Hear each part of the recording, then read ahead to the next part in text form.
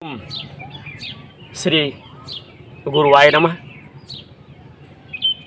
गजाननं भूतगणादिसेवितं कपित्थजम्बूफलचारुभक्षणं ओमाश्वतं शोक विनाश कार्यक्रम नमामि विघ्नेश्वर पाद पंकजम। समस्त भाई बहनों को हमारा राम राम, जय श्री राम। साथियों, आप सबकी सेवा में श्रीमद् वाल्मीकि रामायण के माध्यम से सुंदरकांड का प्रसंग सर्ग नंबर 19 लेकर के आपका भाई विनोद दुबे उत्तर प्रदेश की परम पुनीत श्री राम नगरी से लेकर के हाजिर है अपने टूटे फूटे स्वरों से। कदाचित कहीं कोई त्रुटि हो, कोई दोष हो तो हम क्षमा चाहते हैं। जय हो गुरुदेव महाराज की, जय हो सबके माता पिता की, जय हो हमारे माता पिता की। तो साथियों, आज श्रीमद् वाल्मीकि रामायण के माध्यम से सर्ग नंबर 19 और विषय है रावण को देखकर दुख भय और चिंता में डूबी हुई सीता की अवस्था का वर्णन। आज का यह प्रसंग हम अपने भाइयों को विनोद प्रहरी यूट्यूब चैनल के माध्यम से देने का प्रयास कर रहा हूं। साथियों,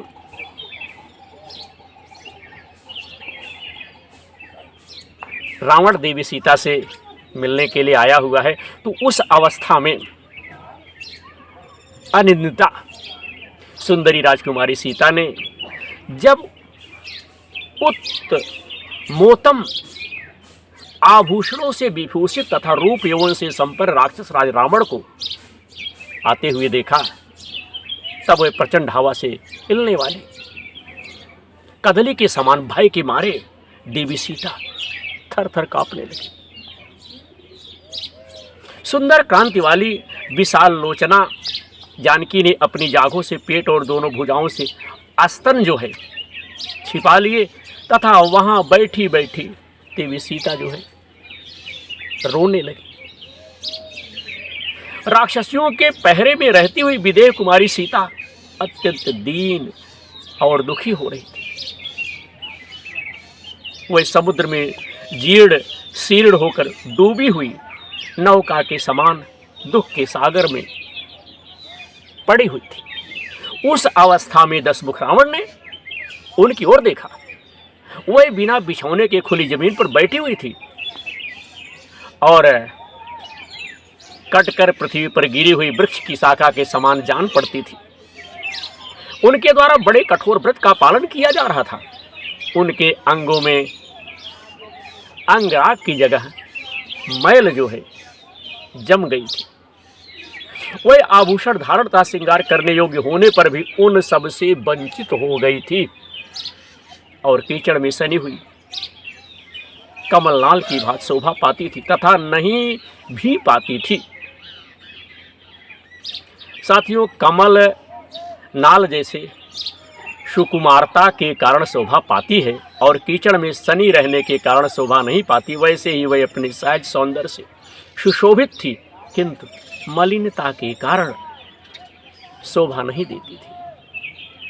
संकल्पों के घोड़े से जुते हुए मनोरम रथ पर चढ़कर आत्मज्ञानी राज सिंह भगवान श्री राम के पास जाती हुई सी प्रतीत होती थी देवी सीता।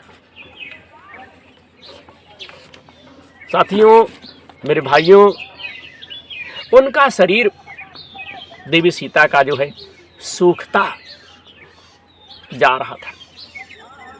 वह अकेली बैठकर रोती तथा श्री रामचंद्र जी के ध्यान एवं उनके वियोग के कारण सदैव शोक के सागर में डूबी रहती थी। उन्हें अपने दुख का अंत नहीं दिखाई देता था। वह श्री रामचंद्र जी में अनुराग रखने वाली तथा उनकी रमणीय भार्या थी। जैसे नागराज की वधू नागिन मणि मंत्राद से अभिभूत हो छटपटाने लगती है, उसी तरह सीता भी पति के वियोग में तड़प रही थी तथा धूम के समान वर्ण वाले केतु ग्रह से ग्रस्त हुई रोहिणी के समान संतप्त हो रही थी। यद्यपि सदाचारी और सुशील कुल में उनका जन्म हुआ था देवी सीता का, फिर धार्मिक तथा उत्तम आचार विचार वाले कुल में वह ब्याही गई थी, विवाह संस्कार से संपन्न हुई थी, फिर भी दूषित कुल में उत्पन्न हुई नारी के समान मलिन दिखाई देती थी। वह छीण हुई, विशाल कीर्ति तिरस्कृत हुई, श्रद्धा सर्वथा हास को प्राप्त हुई, बुद्धि टूटी हुई, आशा नष्ट हुई, भविष्य देव पूजा चंद्र ग्रहण से मलिन हुई, पूर्णमासी की रात तुषार पाद से जीर्ण शीर्ण हुई, कमलनी जिसका सूरवीर सेनापति मारा गया, जिसका सूरवीर सेनापति समाप्त कर दिया गया हो, या कहिए भैया मार दिया गया हो, ऐसी सेना अंधकार से नष्ट हुई, प्रभा सूखी हुई, सरिता अपवित्र प्राणियों के स्पर्श से अशुद्ध हुई, बेदी और बुझी हुई अग्नि की शिखा के समान प्रतीत होती थी, जिसे हाथिनी ने अपनी सूंड से भैया हुड़ेर डाला हो, अतएव जिसके पत्ते और कमल उखड़ गए हो तथा जल पंछी भय से थर्रा उठे हो,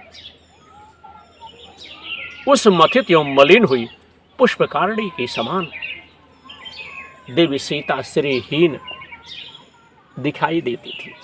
पद के वियोग शोक से उनका हृदय बड़ा भैया व्याकुल हो गया था, जिसका जल नहरों के द्वारा इधर उधर निकाल दिया गया हो, जिसका जल नहरों के द्वारा इधर उधर निकाल दिया गया हो, ऐसी नदी के समान वह सूखी दिखाई पड़ रही थी, तथा उत्तम उपटन आदि के ना लगने से कृष्ण पक्ष की रात्रि के समान मलिन हो रही थी। उनके अंग बड़े सुकुमार थे देवी सीता के, वह रत्न जटित राजमहल में रहने के योग्य थी, परंतु गर्मी से तपी और तुरंत तोड़कर फेंकी हुई कमलनी के समान दयनीय दशा में पहुंच गई थी, जिसे युद्धपतियों से अलग करके भैया पकड़कर खंभे में बांध दिया गया हो, उस हाथनी के समान वह अत्यंत दुख से आतुर होकर लंबी सांस देवी सीता खींच रही थी। बिना प्रयत्न के ही बधी हुई एक ही लंबी बेड़ी से सीता की वैसी ही शोभा हो रही जैसे वर्षा ऋतु बीत जाने पर सुदूर तक फैली हुई हरी भरी वन श्रेणी पृथ्वी को सुशोभित होती है। वह उपहास शोक चिंता और भय से अत्यंत क्षीण कृशकाय और दीन हो गई थी। उनका आहार बहुत कम हो गया था तथा एकमात्र तप ही उनका धन था। वह दुख से आतुर हो अपने कुल देवता से हाथ जोड़ करके मन ही मन प्रार्थना कर रही थी कि श्री रामचंद्र जी के हाथ से दशमुख रावण पराजित हो। सुंदर बरौनियों से युक्त लाल श्वेत एवं विशाल नेत्रों वाली सती साध्वी मिथिलेश कुमारी सीता श्री रामचंद्र जी में अत्यंत अनुराग करती थी और इधर उधर देखती हुई देवी सीता रो रही थी। इस अवस्था में उन्हें देखकर राक्षस राज रावण अपने ही वध के लिए उनको लुभाने की चेष्टा जो है साथियों करने लगा। तो आज हमने श्रीमद् वाल्मीकि रामायण के माध्यम से सर्ग नंबर जो है 19 आप सबकी सेवा में हमने प्रसारित किया। आशा करता हूं कि आप सबका अनन्य प्रेम आशीर्वाद इसी प्रकार से मिलता रहेगा और आपका भाई विनोद दुबे विनोद प्रहरी यूट्यूब चैनल के माध्यम से पवित्र पावनी देवभूमि उत्तर प्रदेश से अपने टूटे फूटे स्वरों से भगवान की कथा भगवान का चरित्र आप सबकी सेवा में समर्पित करता रहेगा। हमारे कार्यक्रम को देखने के लिए हमारे कार्यक्रम से जुड़ने के लिए आप लोग जो है यूट्यूब पे जा कर के सर्च कर सकते हैं विनोद प्रहरी यूट्यूब चैनल। धर्म की जय हो, अधर्म का नाश हो, प्राणियों में सद्भावना हो, विश्व का कल्याण हो, मानवता लाइए, दानवता भगाइए, सेवा परमो धर्म। हम तो यही कहेंगे। आशा करता हूँ हमारे कार्यक्रम से लोग जुड़े। जय जय श्री सीताराम।